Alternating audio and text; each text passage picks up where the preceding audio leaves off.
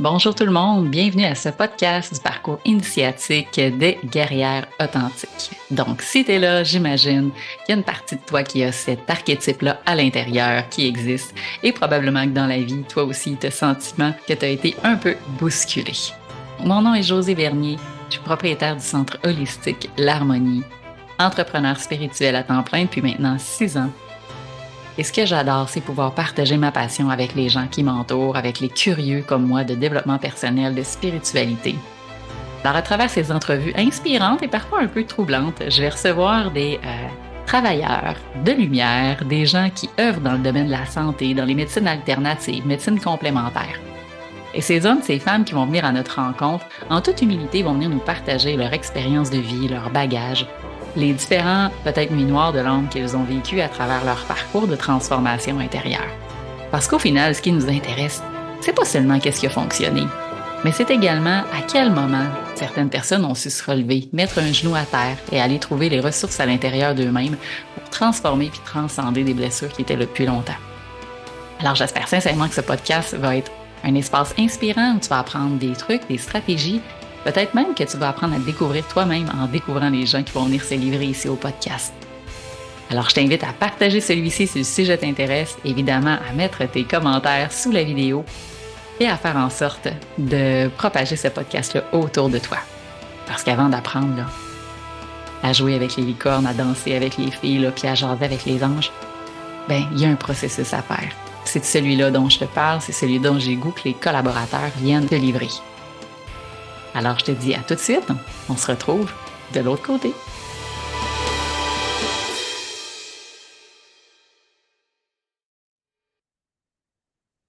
Bonjour tout le monde, Josée Bernier, propriétaire du centre holistique L'Harmonie, hypnothérapeute et facilitatrice de passage. Aujourd'hui, je suis super contente de te retrouver pour un podcast. Ça fait très longtemps que j'ai pas fait d'enregistrement, donc j'étais impatiente de te retrouver parce qu'aujourd'hui, j'aborde un thème qui, en tant qu'entrepreneur, a été exploré plus d'une fois. Et le titre de ce beau podcast-là, c'est quoi pour toi avoir du leadership? Donc, moi, je vais te partager aujourd'hui ma vision à travers mon expérience, mais évidemment, j'ai hâte de t'entendre. Alors, n'hésite pas à venir m'écrire en commentaire à travers les différentes questions conscientes que je vais te poser. À quel endroit, toi, tu te reconnais en tant que leader? Peut-être que si tu n'as pas d'entreprise, tu peux tout simplement te repositionner en tant que leader de ta vie parce que c'est souvent là l'essentiel. Et évidemment, si tu es chef d'entreprise, que tu es parent, que tu as d'autres types de responsabilités, sache que le leadership, il est beaucoup plus large que ce à quoi tu peux t'imaginer. Alors, évidemment, aujourd'hui, je te partage à travers ce beau podcast-là différents éléments de mon parcours de vie. Je t'invite vraiment à rester puisque je vais te partager non seulement les défis que j'ai eus dans mon parcours depuis maintenant près de 8 ans en affaires, mais je vais également te partager c'est quoi les qualités essentielles qui font de moi, selon moi, une personne qui, au fil du temps, a su développer du leadership.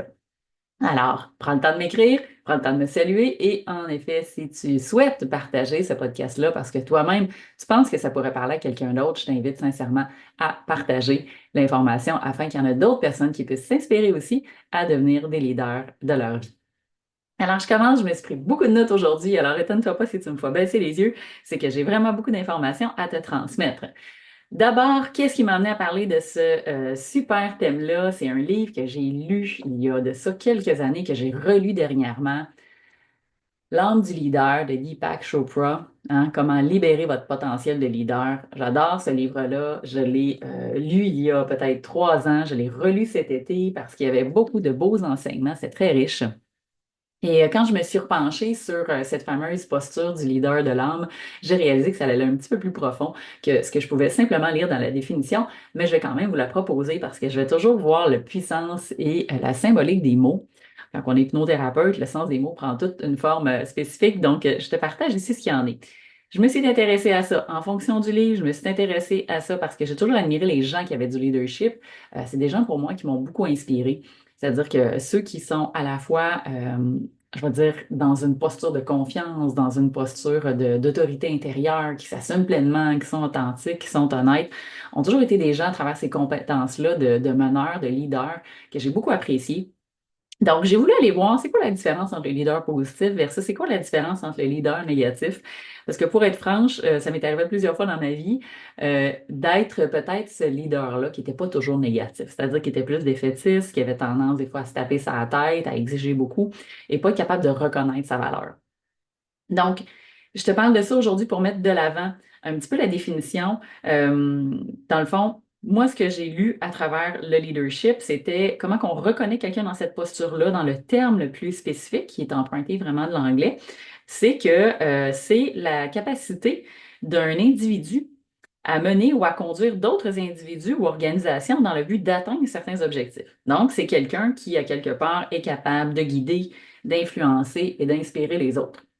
Donc ça, c'est vraiment la définition proprement dit, comme je vous explique. Je pense que ça va encore plus loin que ça, parce que j'ai réalisé en lisant cette définition-là, c'est qu'il y avait comme une nuance entre à la fois être un leader versus le gestionnaire.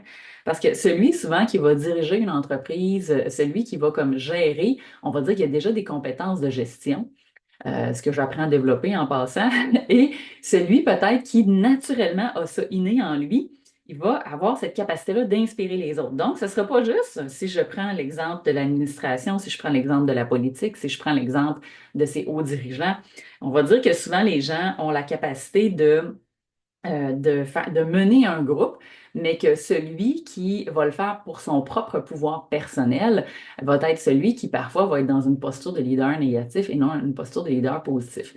C'est-à-dire qu'un bon gestionnaire, lui, peut être celui qui est capable, à travers les qualités, de rendre l'ensemble du groupe autonome et qui va, plutôt que de vouloir s'élever tout seul puis écraser les autres pour s'approprier la résultante et le pouvoir, va être le leader qui va vouloir guider, diriger, accompagner les gens pour que tout le monde s'élève ensemble et que tout le monde puisse atteindre un objectif. Donc ça, je trouvais ça super intéressant. Parce que pour moi, ça l'amène une notion où ce n'est pas juste la personnalité, le charisme qui font d'un leader un bon leader. C'est aussi celui qui est capable de se mettre à la place de l'autre. C'est celui qui va être capable de développer une écoute active. C'est celui qui, sur le plan émotionnel, va à la fois être capable de prendre des décisions justes, en même temps, qui va être capable d'être dans une forme de compassion et de bienveillance. Donc, le leader n'a pas toujours des choix et des décisions faciles et simples à prendre, mais souvent, il va le faire en fonction du plus grand nombre et non seulement en point de vue de l'individu. Donc, maintenant, pourquoi je parle de ça? C'est que j'avais le goût, à travers les différentes qualités et compétences, de souligner peut-être quelques-unes que je trouve qui sont présentes chez les bons leaders. Donc, si toi, tu es dans une posture de gestionnaire, de leader d'entreprise ou que tu souhaites être davantage le leader de ta vie, je t'invite à voir, est-ce qu'à travers ces qualités, à travers ces compétences-là, ce sont des choses à travers lesquelles tu te reconnais? Donc, évidemment, dans ces compétences-là, il y a être capable de partager sa vision, être capable d'exprimer la vision, de mettre en place certaines stratégies pour atteindre des objectifs, être également dans une posture de persuasion à travers une bonne communication. Quelqu'un qui, à la fois, va avoir une bonne estime de soi, puis qui, à travers lui, va se dégager une confiance, une assurance. Quelqu'un qui va être à l'écoute, qui va suivre une éthique professionnelle, puis qui va faire preuve de motivation. Parce que tous ceux qui, dans une sphère de vie particulière, là, je prends le domaine de l'entrepreneuriat, mais ça s'applique pour vous en tant que leader de votre vie. Si vous avez de la difficulté à vous motiver, si vous avez de la difficulté à garder votre focus, à atteindre vos objectifs, à mettre en place des stratégies, puis que vous n'avez pas une vision claire de là où vous voulez aller, probablement que vous allez avoir ce sentiment-là de tourner un peu en rond dans votre vie, puis je suis persuadée que ça vous est déjà arrivé. C'est la période où, à un moment donné, tu vas avoir le sentiment que tu es comme à la croisée des chemins, puis que là, il va falloir prendre à droite, à gauche ou continuer. Donc, quand ça t'arrive, demande-toi, est-ce que quelque part tu peux faire appel à ces qualités, à ces compétences-là, ou peut-être qu'il y en a certaines que je t'ai nommées aujourd'hui qui vont être appelées à être développées. Sachez que chaque qualité, compétence est quelque chose qui peut se développer. Nous sommes en constante évolution. Je pense toutefois qu'il y en a qui arrivent avec certaines prédispositions, on va le dire comme ça, pour qui ça peut sembler plus facile, parce que peut-être, selon les différentes expériences de vie, ça va avoir conduit à cette réalité-là. Ce que j'ai remarqué aussi récemment, c'est que quand j'ai relu ce livre-là de Deepak Chopra, c'est que à la fois, oui, il y avait beaucoup d'enseignements, mais c'est qu'en tant que leader de ta vie, tu peux très bien appliquer ces différents concepts-là Et plus tu prends en considération que la vie est un chemin que tu peux développer en conscience, plus tu vas réaliser que la vie, c'est un parcours d'évolution et de transformation, plus devenir le maître de sa vie, donc le leader, hein, le maître, le leader, va prendre un sens. C'est-à-dire que non seulement tu ne seras pas dans une posture où tu vas être dans une posture de victime, où tu n'auras pas de pouvoir sur ta réalité. Mais en plus, c'est que plus tu vas être dans ce positionnement-là, plus tu risques d'inspirer les autres autour de toi à faire la même chose. Donc, j'ai des questions. Vous savez, j'aime bien les questions conscientes, donc je vais te les poser parce que j'ai envie de semer une graine de réflexion, si tu m'entends aujourd'hui. Donc, c'est quoi pour toi être aux commandes de ta vie? Ça, c'est la première question. Ce serait le fun que tu m'écrives 2, 3 points là-dessus. Être aux commandes de ta vie, ça veut dire quoi? Est-ce que tu as l'impression d'être un leader positif pour toi-même, slash les gens qui t'entourent? Si oui, pourquoi? Puis sinon, ben pourquoi? Et maintenant, qu'est-ce qui définit c'est quoi le pouvoir d'avoir du leadership ou c'est quoi avoir du leadership ou c'est quoi ta propre définition du leadership? Ça serait intéressant que tu puisses aussi peut-être écrire quelques lignes ou poser cette réflexion-là pour voir toi par rapport à toi-même, qu'est-ce que ça symbolise. Parce que ça reste en même temps une définition, ça reste un partage que je vous fais aujourd'hui, mais sache que derrière tout ça, tu vas pouvoir aller découvrir ta propre vérité à toi. Peut-être que pour toi, dans ton leadership intérieur, ça va être de te dire, ben, pour moi, c'est juste d'être, c'est tout ça et tout ça en même temps, là, d'être à l'écoute de mes besoins, d'être en mesure de répondre à mes besoins, d'être dans une posture où je me respecte, où je suis honnête, je suis authentique. Pour certains, le leadership va peut-être s'apparenter à ça. Pour d'autres, va peut-être être de sortir de sa zone de confort, de toujours être en train de se dépasser, de toujours pouvoir aller un peu plus loin. Et chacun va trouver sa propre définition à travers la posture du leader de sa vie. Donc, ce que ça implique, je le redis ici parce que pour moi, c'est tellement important. Quand j'ai lu ça dans le livre de Deepak Chopra, ça m'a, je vais dire, consolée par rapport à certaines compétences que je n'avais pas l'impression d'avoir et qui, au final, peut-être avec la sagesse au fil du temps, j'avais peut-être développé plus que je pensais. Ça implique, dans le fond, d'aller renforcer l'autonomie de l'individu ou de l'ensemble d'un groupe à travers leur rôle, à s'améliorer, à avoir confiance en eux, dans la prise de décision et dans l'orientation de leur vie. Fait que là, je m'adresse évidemment à ceux qui sont à la fois en affaires, à ceux peut-être qui ont justement des équipes de travail, qui ont des employés. C'est se rappeler que derrière ça, il y a vraiment un rôle de responsabilisation. Donc, comment vous arrivez à la fois à faire confiance à vos employés? Comment vous arrivez à faire ressortir le meilleur d'eux-mêmes en voyant leur potentiel unique et en positionnant les gens aux bons endroits? Donc ça, pour moi, c'est aussi la capacité d'un leader d'être capable de à la fois discerner le potentiel des gens et de pouvoir sans dire l'exploiter, parce que je trouve que c'est un grand mot, mais vous comprenez ce que je veux dire, c'est de faire en sorte de maximiser le potentiel de chacun dans la capacité à développer de l'autonomie, de la prise de décision, du discernement, de la capacité d'être à l'écoute, puis d'avoir le goût de se dépasser aussi, puis de se transformer comme individu. Ce que j'ai surtout retenu aussi, puis que j'applique, je pense, de mieux en mieux au sein de l'entreprise, puis au sein de l'équipe de collaborateurs ici, au centre, c'est ma capacité à être à l'écoute. Moi, ça m'a énormément servi, puis je pense que ça me sert, puis ça va continuer de me servir. C'est ma capacité à me mettre à la place de l'autre en fonction des défis qu'il vit. C'est ma capacité d'être à l'écoute des besoins, de mieux comprendre c'est quoi les enjeux puis les challenges que les gens peuvent vivre et aussi de reconnaître la force et le talent. Parce que c'est vraiment à travers, j'aime dire, l'expansion de qui l'on est, la mise en lumière de nos potentialités qui fait en sorte que les gens ont le goût de contribuer, ont le goût d'œuvrer, ont ce grand désir-là de pouvoir faire une différence aussi dans la réalisation de qui ils sont, mais aussi de ce qu'ils souhaitent faire ou accomplir dans leur vie.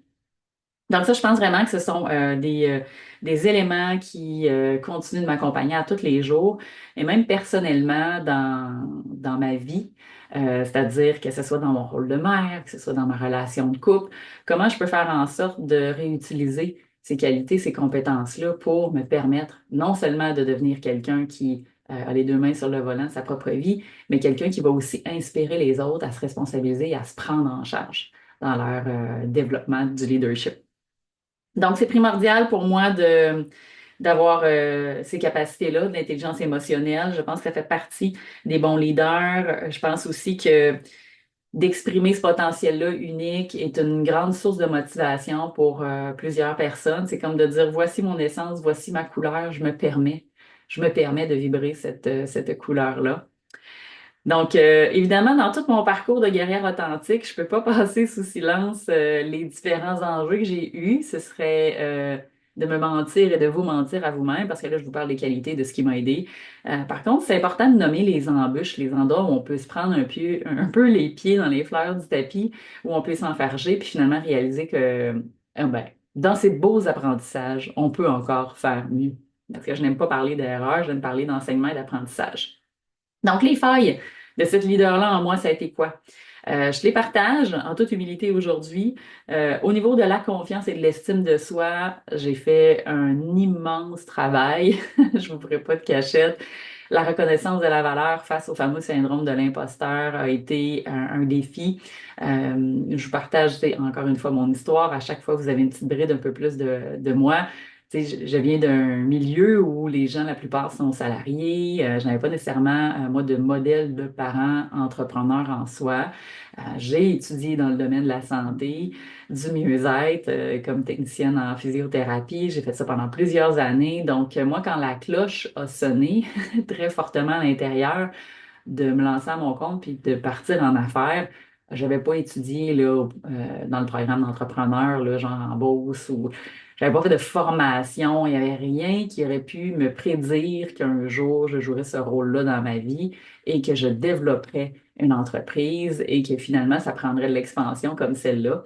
Donc, je peux pas dire que je suis arrivée dans ce monde-ci avec ce désir-là. Toutefois, qui est même quelque chose d'important à nommer, j'ai toujours eu ce sentiment-là que j'avais énormément à offrir et que dans ma grande vision, dans ma mission de vie, je contribuerais pour la santé et le bien-être. Ça a toujours été là, gravé, gravé. Donc, il y avait une partie de moi qui intérieurement savait que je participerais à quelque chose de grand, quelque chose de gros, mais quelque chose d'important pour que les gens puissent arriver à choisir à prendre soin d'eux au niveau de la santé. Donc oui, même si le sentiment, le syndrome de l'imposteur était là en tant qu'entrepreneur, en tant que femme d'affaires, il y avait quand même celle en tant qu'intervenante a pris plusieurs années à faire son expérience, à aller faire des formations, à accompagner les gens, à être dans la relation d'aide. Donc tout ce que j'ai développé avant même d'ouvrir mon entreprise et de démarrer à mon compte, c'était déjà énormément d'expérience et de bagages de vie que j'avais au niveau de la relation humaine. Donc ça me sert encore. Ça me sert encore aujourd'hui parce que même si j'ai pas étudié en RH puis que les ressources humaines n'est pas quelque chose que j'ai l'impression de bien comprendre et de bien saisir, ne serait-ce que d'avoir une compréhension de l'humain, euh, d'être capable de me mettre dans la position de l'autre, me permet, selon moi, d'avoir un regard quand même peut-être un peu plus grand que celui qui reste campé dans sa position et que par ego ou orgueil refuse de voir les défis de l'autre ou bien reste coincé dans une posture où il va juger l'autre plutôt que de voir l'autre dans un regard amour et bienveillant, comme quoi, ben, on peut toujours aller voir le meilleur chez quelqu'un si on le désire, mais on peut tout voir là où ça coince. Donc, l'estime, confiance, ça a été des failles sur lesquelles j'ai œuvré beaucoup pendant les 7 dernières années. Autre chose que je parle peut-être un petit peu moins, mais qui fait partie du parcours d'entrepreneur, donc dans la réalité où moi j'ai vécu, c'est la peur du rejet. Ça a été une partie très difficile au tout début. Ça l'est de moins en moins au tout début de ma pratique. Parce que quand on arrive avec une vision, quand on arrive avec une idée, quand on est animé de ce feu-là, là, de passion intérieure, là, et cette foi inébranlable en voici ce que j'ai à faire, voici la direction que je prends, c'est un peu perturbant pour les gens qui, souvent proches qui nous entourent, parce que ça a l'air un peu sorti de nulle part. Évidemment, ben c'est pas tout le monde qui est à l'aise avec la peur de prendre des risques, c'est pas tout le monde qui est à l'aise non plus avec l'idée de la transformation, de changer quelque chose de confortable avec quelque chose de plus risqué. Donc, évidemment, il y a eu du ménage qui s'est opéré autour de moi au niveau des relations, au niveau des amitiés, Même au début, ça choquait un petit peu au niveau familial, évidemment, quand ils ont vu toute l'énergie et l'intention que j'y mettais, tout le monde embarqué dans le mouvement. Mais au départ, il y avait beaucoup de peur qui était exprimée de la part des gens autour de moi, qui auraient pu être des gens qui m'auraient démotivée et qui m'auraient fait peur et que j'aurais arrêté. Pour moi, ça a fait l'effet inverse. C'est peut-être la petite partie de la performance en moi, un petit peu orgueilleuse, qui disait, ah ouais, ils sont en train de me dire que peut-être ça ne marchera pas, ben, je vais démontrer à tout le monde que ça va marcher. Donc ça, pour moi, ça a été un moteur de motivation plutôt que quelque chose qui m'a ralenti ou qui m'a freiné. Toutefois, j'ai appris quelque chose d'intéressant dans ce parcours-là, c'est que des fois, quand on est motivé à travers les critiques ou les jugements ou les peurs projetées des autres, on se ferme aussi par la suite. C'est-à-dire qu'à un moment donné, il y a une partie de l'ego puis de l'orgueil qui se ferme et plutôt que de s'ouvrir aux conseils sages autour de nous, va plutôt rester entêté. Donc là, c'est un autre petit espace que j'ai dû explorer, ça aussi, parce que ça m'aurait probablement évité une coupe de pirouettes puis de jambettes. Mais en même temps, j'étais tellement dans cette idée de la rebelle un peu craquée qui disait, ah ouais, mais je vais faire à ma façon, je vais vous montrer comment faire, puis moi, je ne ferai pas comme les autres. Puis si j'avais pris un peu plus de temps pour écouter les conseils sages qu'il y avait autour de moi, je vous dis que probablement, euh, ça aurait été différent. Mais en même temps, chaque apprentissage est important, chaque chemin est unique, donc je me dis c'est exactement celui que j'ai à marcher, c'est le mien de toute façon. Donc, oui, la peur au niveau des failles de l'entrepreneuriat, la peur du jugement, la peur du rejet, faire attention à l'ego entêté et orgueilleux qui veut faire juste à sa façon, a été aussi d'autres éléments que j'ai dû rencontrer.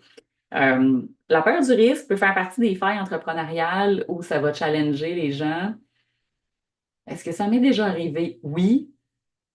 Par contre, j'ai toujours fait face, je vous dirais, à la musique, dans le sens que des sauts dans le vide, j'en ai fait. Là, je ne suis pas juste sauté en parachute cette année, mais j'en ai fait plein de sauts dans le vide.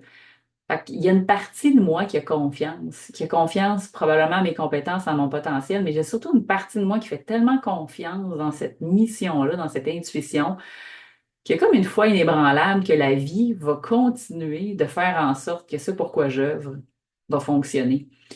Bon, quelqu'un de plus cartésien et réaliste, comme mon conjoint vous dirait, on ne peut pas toujours fonctionner de même. José, je suis entièrement d'accord. Il y a de la réalité dans la matière, il y a des chiffres, il y a un moment donné le budget, les finances, il y a tout ça autour qui peut accompagner la mission, la capacité à être un bon leader.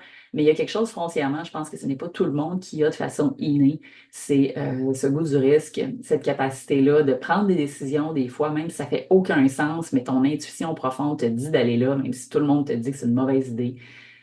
Et ça, je pense que selon moi, est une grande qualité qui, au fur et à mesure qu'on développe l'entrepreneuriat et qu'on devient maître et leader de sa vie, on écoute davantage. Et ça, c'est quelque chose comme faille entrepreneuriale que j'ai pu explorer dans certains enjeux, que j'ai pu explorer aussi chez plusieurs de mes collaborateurs, c'est-à-dire que cette capacité-là à prendre le risque et à investir en soi, à être tellement convaincu de ce qu'on est capable de faire, de ce qu'on vaut, qu'on ne se posera pas de questions puis qu'on va faire confiance à la vie. C'est-à-dire qu'on va y aller quand même parce qu'on sent l'appel. Ça, c'est quelque chose qui, oui, peut se développer, mais que certaines personnes ont de façon innée. Hein, on va prendre le joueur de hockey qui a un super talent, puis que lui, avant même de rentrer dans la Ligue nationale, je veux dire, quand il a commencé à mettre ses patins puis à jouer avec son bâton sur la glace puis la rondelle, tout le monde disait, Oh my God, ça, c'est un talent. Donc, ça, je pense qu'à travers la part du risque dans le leadership, il y en a que c'est des talents naturels. Donc, tout le monde peut y arriver, mais il y en a pour qui ça va demander peut-être un peu plus d'effort que celui pour qui c'est inné. Donc ça faisait partie des différents enjeux que j'avais envie de te partager. Euh, Là où l'ego, c'est vrai, j'avais une autre note que je m'étais mis, là où l'ego, des fois, va t'empêcher de prendre une décision qui est juste est alignée, c'est oui par rapport à l'entêtement, par rapport à vouloir avoir raison, mais c'est aussi quand ce n'est pas pris en fonction du cœur, ou bien si c'est teinté par des émotions qui ne sont pas alignées avec votre vision. Donc ça, soyez prudent là-dedans si vous êtes à la fois leader de votre vie ou leader de votre entreprise, de toujours aller voir l'intention. Je parle souvent d'intention dans les podcasts, mais l'intention derrière ça, c'est quoi? Est-ce que l'intention nourrit votre vision et votre mission? Ou est-ce que finalement l'intention que vous avez dans une prise de décision est en train de nourrir une partie d'ombre, est en train de nourrir une partie de vous dans votre psyché qui est en souffrance, qui est en carence ou qui en manque? Donc, dans mon parcours, je te rappelle ici les qualités qui me servent et qui m'ont le plus servi. Je vous parlais de talent tout à l'heure. Moi, ça, je pense qu'il y avait une grande partie de moi qui possédait déjà ces qualités, ces compétences-là. Ma capacité d'adaptation, je dirais jamais assez, même si à travers la blessure de l'injustice, j'étais quelqu'un qui a pu sembler très rigide dans la vie. J'étais quelqu'un qui, à travers mon signe du Gémeaux, probablement dans mon ascendant Balance, qui va s'adapter. Je suis quelqu'un qui a toujours fait preuve relativement d'humilité dans ma capacité à voir à la fois mes défis puis à voir mes bons coups. Ma capacité aussi de me mettre à la place des autres, je l'ai nommé plusieurs fois tout à l'heure, c'est quelque chose qui fait partie peut-être de l'intervenante en moi qui a développé ça au fil du temps dans la relation d'aide. Donc, d'être tellement dans la capacité d'être dans cette phase empathique-là, d'être en résonance avec l'autre. Donc, ça fait partie de qui je suis. Ce qui fait qu'il y a des avantages et parfois certains inconvénients. C'est-à-dire que à certaines occasions, il y a des décisions importantes à prendre qui, d'un point de vue logique ou d'un point de vue de la gestion très entrepreneuriale, devraient être prises, mais que mon côté humain par rapport aux défis ou à ce que l'autre personne vit, ça, des fois, ça peut venir me nuire. C'est-à-dire que dans certaines situations, je n'ai pas toujours pris des décisions qui étaient justes et alignées, justement, à cause de cette compassion-là et cette bienveillance. Donc, selon moi, là, tout le monde qui aurait à développer ces qualités-là, là, que ce soit personnel, que ce soit au sein de la famille, que ce soit dans vos entreprises, que ce soit avec vos collègues, mais aussi dans la façon dont les différents systèmes collectifs fonctionnent, système réseau de la santé, système gouvernemental. Donc, tous ces systèmes-là, s'il y avait davantage cette capacité-là d'être dans l'adaptation, d'être dans l'humilité, dans la capacité de se mettre dans la place de l'autre, je suis convaincue que nous vivrions dans un monde de leaders qui serait beaucoup plus en paix, si je peux dire ça comme ça. Donc, si chacun appliquait ces principes-là à leur propre valeur intérieure et se faisait un devoir d'être intègre et authentique envers eux-mêmes, encore une fois, je pense que chacun serait dans la maîtrise de ce leadership-là dans leur vie parce que les gens se responsabiliseraient, parce que les gens s'assumeraient tel ce qu'ils sont. Ils se permettraient de s'assumer dans leurs choix, ils prendraient des décisions qui sont vraiment alignées avec eux et non dans une posture de victime ou encore moins dans une posture de bourreau, hein, pour nuire, pour déplaire, pour avoir raison, pour déranger. Donc, ce sont tous des expériences qui, pour moi, nous amènent à évoluer. Donc, je te repose la question, encore une fois ici, prends le temps de m'écrire en commentaire, c'est quoi pour toi être leader de ta vie?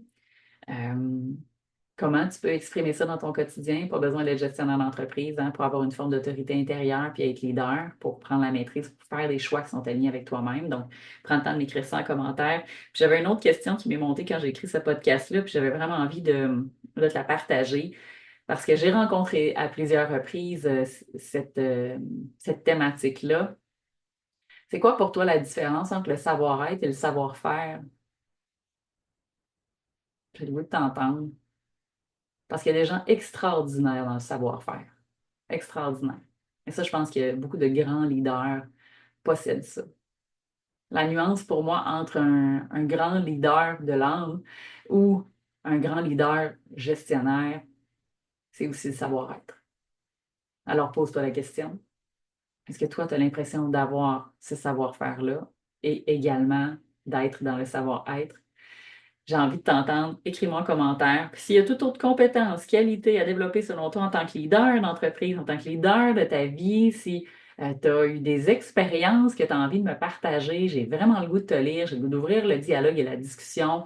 Je pense qu'on est plusieurs personnes qui souhaitent non seulement être, par exemple, des parents inspirants pour leurs enfants, des amis, des collègues inspirants pour les gens qui nous entourent, mais peut-être pourquoi pas être aussi des gens qui s'inspirent à devenir inspirant pour les autres qui viennent à notre rencontre. Parce que j'aime croire que chaque ambassadeur a quelque part une lumière en lui ou en elle et qu'au contact de cette même lumière-là va activer l'étincelle et le feu pour que d'autres personnes puissent également se mettre à rayonner. Donc voilà, mon nom est Josée Bernier, je suis hypnothérapeute, propriétaire du Centre Holistique L'Harmonie. Merci encore d'avoir été à l'écoute de ce podcast-là. Je te reviens très bientôt avec une suite qui va faire sens face au leadership et je vais te partager les différents enseignements que j'ai eus dans ce beau parcours-là. Je te dis à bientôt. Encore merci d'être là puis continuer à nous suivre. J'espère que ce podcast va t'avoir inspiré, va t'avoir apporté aussi de l'espoir puis du réconfort parce qu'on va arrêter de se mentir. Un parcours puis le chemin d'évolution, c'est pas toujours simple.